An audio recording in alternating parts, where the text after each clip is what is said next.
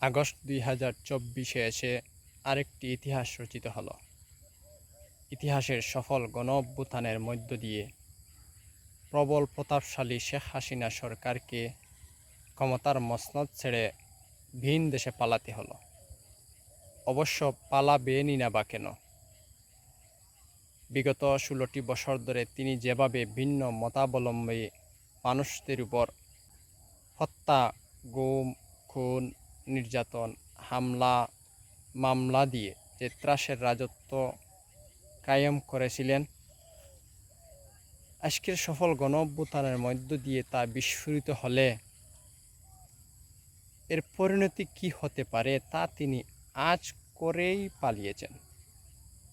পালিয়ে এ যাত্রায় হয়তো তিনি বেঁচে গেলেন, কারণ যদি তিনি দেশে থাকতেন তবে তাকে হয়তো সামরিক আদালতে বিচারের মুখোমুখি দাঁড়াতে হতো, অথবা গাদ্দাফির মতো চরম লাঞ্ছনার মৃত্যু হতো।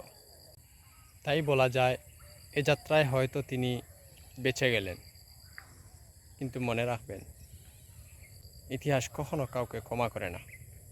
শেখ হাসিনাকেও ক্ষমা করবে না।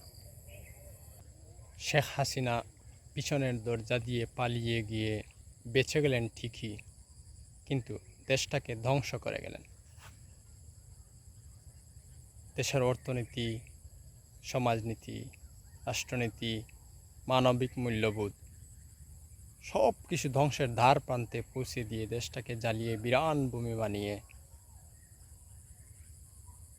অবেলায় এসে নিজের পিঠ বাঁচাতে ভিন দেশে পালিয়ে গেলেন। সে যাই হোক, শেষ পর্যন্ত একটা স্বৈরশাসকের পতন ঘটেছে সফল অভ্যুত্থানের মধ্য দিয়ে। এটাই আমাদের জন্য সুসংবাদ। এই দেশটা আমার, আপনার, আমাদের সকলের। এই দেশটাকে আমরা সকলে মিলে আবার পুনর্গঠন করতে হবে। আমরা আজ যে ধ্বংসস্তূপে দাঁড়িয়ে আছি, সেখান থেকে সকলে মিলিয়ে এই দেশটাকে আবার নতুন করে সাজানোর দায়িত্ব আমাদের সকলের। আমরা সবাই রাষ্ট্র কল্যাণমূলক একটা রাষ্ট্র বিনির্মাণে উদ্যত হই। ধন্যবাদ সবাইকে। আসসালামু আলাইকুম।